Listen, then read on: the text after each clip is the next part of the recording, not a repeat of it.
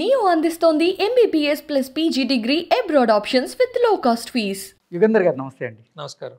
యుగంధర్ గారు, క్యాన్సర్ మహమ్మారి బారిన పడి ఎంతోమంది ప్రాణాలను కోల్పోతున్నారు. కొంతమంది క్యాన్సర్ బారిన పడినప్పటికీ కూడా సరైన వైద్య సదుపాయాలను తీసుకొని దాని నుంచి బయటపడుతున్నారు. అసలు చాలామందిలో క్యాన్సర్ గురించి అవగాహన లేదు. అసలు క్యాన్సర్ అంటే ఏంటి? క్యాన్సర్ రావడానికి ప్రధాన కారణం ఏంటి? మీరు అన్నది అబ్సల్యూట్లీ ట్రూ, అక్షరాల నిజం. చాలామందికి అవగాహన రాహిత్యం, అవగాహన లోపం వల్ల క్యాన్సర్ అంటే భయం. క్యాన్సర్ పదం విన్న వెంటనే ఇది ఇంకది మరణ శాసనం అన్నట్లుగా ఎగ్జాక్ట్లీ. సో వాళ్ళు అలా అనుకోవడానికి వాళ్ళ అవగాహన రాహిత్యం, ఇల్లిటరసీ అంటాం, అంటే హెల్త్ ఇల్లిటరసీ అంటాం. అంటే మన శరీరానికి ఏం జరుగుతుంది, మన శరీరంలో ఏ మార్పులు వస్తున్నాయి, వీటిలన్నిటి మీద అవగాహన లేకపోవడం, వాటి వల్ల క్యాన్సర్లు చాలా ముదిరిపోయిన స్టేజుల్లో మనం చూస్తూ ఉంటాం. భారతదేశంలో ఇప్పటికీ కూడా చాలా వరకు ముదిరిపోయిన క్యాన్సర్లనే మనం చూస్తూ ఉన్నాం.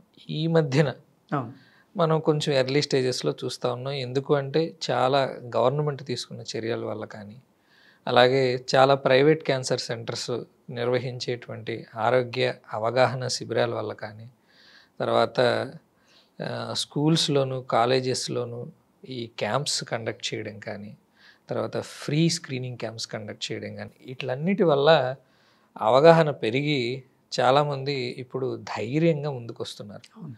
సో ఇప్పుడు మనకి మీరు అడిగినట్టు క్యాన్సర్ అంటే ఏమిటి, అది ఏమిటి, అసలు ఎందుకు ఇంత భయపడతాం దాని గురించి? ఎందుకంటే అది చిన్నప్పటి నుంచి కండిషనింగ్ మనకు అలాగే జరుగుతుంది. ఎందుకంటే మనం చిన్నప్పటి నుంచి కూడా సినిమాల్లో చూడడం కానీ, క్యాన్సర్ అంటే ఎలా చూస్తాం మనం, అయితే పక్క వాళ్ళు ఎవరన్నా ఇబ్బంది పడుతూనో, లేదంటే వైద్యం తీసుకుంటూ చనిపోతేనో, లేదు అంటే మనకి మాస్ మీడియాలో అంటే మూవీస్లో కానీ మీడియాస్లో కానీ క్యాన్సర్ అంటే రక్తం కక్కుని చచ్చిపోతాడు హీరో కానీ, హీరో తల్లి కానీ, ఎవరైనా కానీ, బ్లడ్ క్యాన్సర్ వల్ల ఏదైనా కానీ, ఏ క్యాన్సర్ అయినా కానీ రక్తం కక్కుని చచ్చిపోతారు. సో క్యాన్సర్ అంటే అదొక భయం అన్నమాట. సో ఆ భయం పోగొట్టుకున్న విధానం ఏమిటి? మనంతట మనం దాని గురించి తెలుసుకోవడం. అసలు ఏం జరుగుతుంది, అసలు ఏమిటిది, ఎందుకు ఇలా భయంకరంగా చిత్రీకరిస్తున్నారు, ఎందుకు ఇలా ఉంది అనేది తెలుసుకోవడం చాలా ఇంపార్టెంట్. సో క్యాన్సర్ అంటే ఇంగ్లీష్లో చెప్పాలి అంటే a mass or a tumour that grows uncontrollably. అంటే ఒక కంట్రోల్ అనేది లేకుండా, ఇప్పుడు మనం వయసు పెరిగే కొద్దీ చాలా మన శరీరం మొత్తం కణాలు ఉంటాయి, రకరకాలైనటువంటి కణాలు ఉంటాయి. ఆ కణాల సమాహారమే మన శరీరం. సో ఈ రకరకాల కణాల్లో చాలా రకాలైనటువంటి జన్యుపరమైనటువంటి మార్పులు ఇవి వస్తూ ఉంటాయి. క్యాన్సర్ ఎప్పుడు వస్తుంది అంటే ఈ కంట్రోల్ లోపల కంట్రోల్ చేసే జన్యువులు ఉంటాయి, వాటిలో లోపం వల్ల బయట నుంచి ప్రేరకాలు అంటాం, అంటే కార్సినోజెన్స్, అంటే క్యాన్సర్ కలగ చేసేటువంటి ప్రేరకాలు అంటాం అన్నమాట. పొల్యూషన్ కానీ వీటిలన్నింటి వల్ల లోపల మార్పులు చెందుతాయి. నార్మల్గా ఒక కణం 2 కణాలు అవుతుంది, 2 కణాలు 4 కణాలు అవుతాయి. కొన్ని రోజులు అయిన తర్వాత లోపల జన్యువుల్లో ఒక ఎండ్కి వస్తాయి అన్నమాట, ఆ డివైడింగ్ అప్పుడు, కణాలు విభజించేటప్పుడు. సో ఆ ఎండ్కి వచ్చినప్పుడు మనకి క్యాన్సర్ కణం అక్కడ, నార్మల్ కణాలు అక్కడితో ఆగిపోతాయి, గ్రోత్ ఆగిపోతుంది, ముసలివి అయిపోతాయి, చనిపోతాయి. అది టైం అన్నమాట. ఆ పర్టికులర్ టైంలో ఇవి ఇన్నాళ్ళే ఉంటాయి. ఫర్ ఎగ్జాంపుల్ ఎర్ర రక్త కణాలు ఉన్నాయి, 120 రోజులు ఉంటాయి, అవి రీప్లేస్ అవుతాయి. బాడీలో ఎముకలో ఉన్నటువంటి మజ్జ, బోన్ మ్యారో నుంచి అవి ప్రొడ్యూస్ అయ్యి అవి రీప్లేస్ అవుతుంటాయి. ఓకే. తెల్ల రక్త కణాలు అలాగే కొన్ని 24 అవర్స్లోనే చనిపోతాయి, కొన్ని సంవత్సరాల తరబడి అలాగే ఉంటాయి. సో అలాగే బ్రెయిన్లో న్యూరాన్స్ ఒక ఏజ్ వచ్చిన తర్వాత బ్రెయిన్ కణాలు గ్రోత్ ఆగిపోతాయి, వాటి పని అవి చేసుకుంటూ వెళ్తాయి అన్నమాట. సో ఇలాగా ప్రతి ఒక్క టైప్ ఆఫ్ సెల్స్కి ఒక్కొక్క లైఫ్ స్పాన్ అని ఉంటుంది. ఆ లైఫ్ స్పాన్ వల్ల అవి అలా గ్రో అయ్యి వాటి ఫంక్షన్ అవి చేస్తూ ఉంటాయి అన్నమాట. ఎప్పుడైతే ఆ కంట్రోల్ పోయిందో, కణ విభజన చెందడానికి ఆ కంట్రోల్ పోయిందో, అది ఇమ్మోర్టాలిటీని వస్తుందన్నమాట. సో ఒక క్యాన్సర్ కణం అనేది డెత్ని జయించినటువంటి కణం అన్నమాట. ఓకే. దానికి న్యూట్రిషన్ సప్లై ఉన్నంతకాలం అది ప్రాలిఫరేట్ అవుతూనే ఉంటుంది. అది విభజన జరుగుతూనే ఉంటుంది, గడ్డ సైజు పెరుగుతూ ఉంటుంది. సో అటువంటప్పుడు ఏమవుతుంది, మనం ముదిరిపోయిన దశ అంటూ ఉంటాం.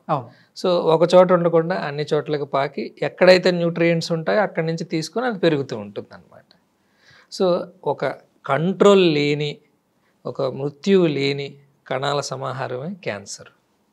ఓకే సార్, అసలు ఈ క్యాన్సర్ మహమ్మారి సోకడానికి గల ప్రధాన కారణం ఏంటి? అసలు ఈ క్యాన్సర్ రావడానికి కారణం ఏంటి? అసలు క్యాన్సర్ రావడానికి ప్రధాన కారణాలు మనం చూసుకుంటే పాతకాలంతో పోలిస్తే మన పూర్వీకుల నుంచి వస్తున్నదే రాచపుండు. రాజుకు కూడా రాకూడదంటారు. సో వస్తే తగ్గదు అనేది అభిప్రాయం అన్నమాట. కానీ ఇప్పుడు అలా కాదు, అది వచ్చినా తగ్గుతుంది. చాలామంది సర్వైవర్స్ ఉన్నారు. సో అది రావడానికి ఇది ప్రధాన కారణం అని మనం ఇప్పుడిప్పుడే తెలుసుకుంటున్నాం. ఇప్పుడు మనకి క్యాన్సర్ చికిత్సలు, సర్జరీ అనేది ఓల్డెస్ట్ చికిత్స, తర్వాత రేడియేషన్, దాని తర్వాత కీమోథెరపీ, ఇప్పుడు ఇమ్యూనోథెరపీ, ఇవన్నీ వస్తున్నాయి. ఈ చికిత్సలు ఎందుకు అభివృద్ధి చెందుతున్నాయంటే మనం ఆ కారణం ఏమిటి అనేది కనుక్కునే ప్రక్రియలో మనం అడ్వాన్స్మెంట్స్ చేస్తున్నాం కాబట్టి ఈ వైద్యాలు కూడా ఇంప్రూవ్ అవుతూ వస్తున్నాయి అన్నమాట. ఓకే. సో కారణం ప్రధానంగా ఇందాక చెప్పినట్లుగా జన్యువుల్లో మార్పు రావడం. ఆ జన్యువుల్లో మార్పు ఎందుకు వస్తుంది అనేది మన ప్రశ్న అన్నమాట. ఎందుకు వస్తుంది అంటే క్యాన్సర్ ఉత్ప్రేరకాలు, లేదు అంటే కార్సినోజన్స్, క్యాన్సర్ కాజ్ చేసేటువంటి కెమికల్స్, పొల్యూషన్, మెయిన్లీ మనం petrol burning, vehicular pollution, indoor air pollution, కట్టెల పొయ్యి, దాని తర్వాత స్మోక్డ్ ఫుడ్స్, బాగా కాల్చుకొని తిన్నటువంటి ఫుడ్స్, పొగాకు, మోస్ట్ ఇంపార్టెంట్, వరల్డ్లో most deadly thing is tobacco, తర్వాత alcoholism, lifestyle change, viruses, అలాగే కొంతవరకు 100కి ఒక 5 నుంచి 6% మందిలో వంశపారంపర్యంగా కొన్ని రావడం. సో ఇలా ఇత్యాదిగా చాలా కారణాలు. వీటిలో మనం నివారించదగినవి, నివారించలేనివి కొన్ని ఉంటాయి. నివారించదగినవన్నీ ముందు చెప్పినవి.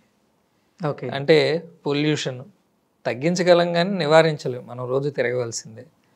ఇండోర్ ఎయిర్ పొల్యూషన్ కొంతవరకు కంట్రోల్ చేసుకోగలం. అలాగే